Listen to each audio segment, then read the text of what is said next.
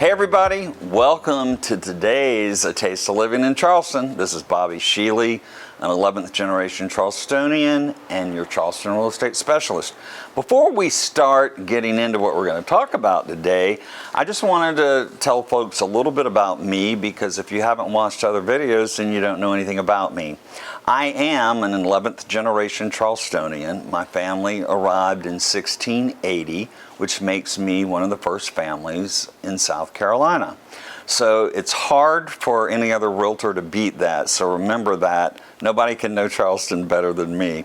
I've been on HGTV, House Hunters. I was the agent for Charleston. That was fun. I've got a whole new respect for making a TV show. We filmed for about 70, or shot for about 70 hours, which was edited down to a 22-minute show, and then 8 minutes of commercials. But it was fun. It was a great experience. I've been named the best realtor in Charleston. I've been named the #1 residential sales agent in the state of South Carolina, 2019, for the ERA Wilder franchise. I've also been named the #1 distinctive property agent in the nation within ERA for 2018 and 2019. So I know my real estate. Also, I've got a cookbook coming out later this year called A Taste of Living in Charleston, about recipes I've used for 40 years, family, friends, hand-me-downs, ones that I've gotten from other books. It's a fun book, so keep an eye out for it. It'll be coming out this fall. Now, when you're moving to Charleston, you've got to think about areas. And many times, if you hadn't been here before, you really don't know where you want to live. So I go on what we call a fact-finding mission. And so you can weed in and weed out areas. And then, of course, areas will be weeded in and weeded out due to your price range.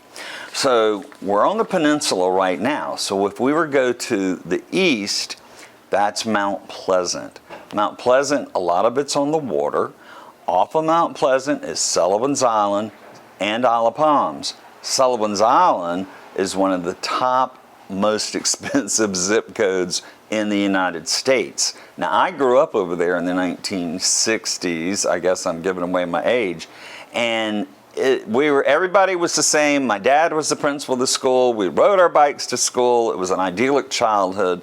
Well, now it's for doctors, lawyers, and Indian chiefs, but it's beautiful and it's a gorgeous place. On up the coast is Allendale, which is a small town, but better yet, McClellanville. McClellanville is a very historic, small fishing village. It's known for its shrimp. It's known for its shrimp festival. It's a great little town. It's about 45 minutes above us, though. Coming back, we're going to zoom back to the peninsula. If we leave the peninsula of Charleston, we're going to cross over onto James Island. James Island's where I live, in the Riverland Terrace neighborhood. Love that. James Island is surrounded by water.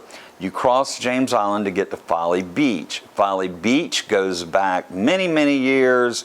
They had, I think, George Gershwin was out there and wrote Porgy and Bess, and they had the big name bands out at the pier.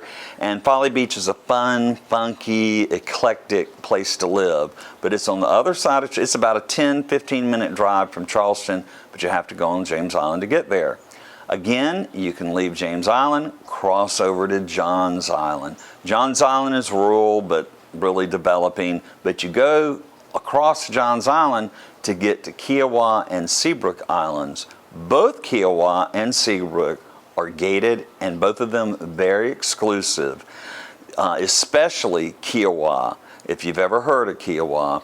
And they're about probably half-hour drive, if you don't have any traffic, from downtown Charleston, but great places. And then back on Johns Island, you can cross over, go to Wadmalaw Island. Wadmalaw Island is very rural, lots of land, lots of gorgeous waterfront property. And keep in mind, all these places I'm mentioning, James Island, Johns Island, Wadmalaw, Mount Pleasant, all these places have lots of waterfront homes. So keep that in mind. Beautiful, beautiful areas. And then if you go west, you're going to head out towards Somerville and Goose Creek and Monk's Corner, and those are about 30 minutes, 40 minutes from town. But that kind of tells you about the Charleston area. So when someone says they're moving to Charleston and they want to move to Charleston, there are many, many sub areas of Charleston that are just a few minutes from it. So keep that in mind. I appreciate you joining me today. I hope everybody has a great day. Please subscribe to my channel if you hadn't. Please share it. Don't forget to follow me on Instagram at A Taste of Living in Charleston. Don't forget to follow me on YouTube, A Taste of Living in Charleston. Don't forget to follow me on Facebook. Don't forget I've got a cookbook coming out. And most importantly, don't forget I'm Bobby Sheely with ERA Wilder, 843-442-7373. Y'all have a good day.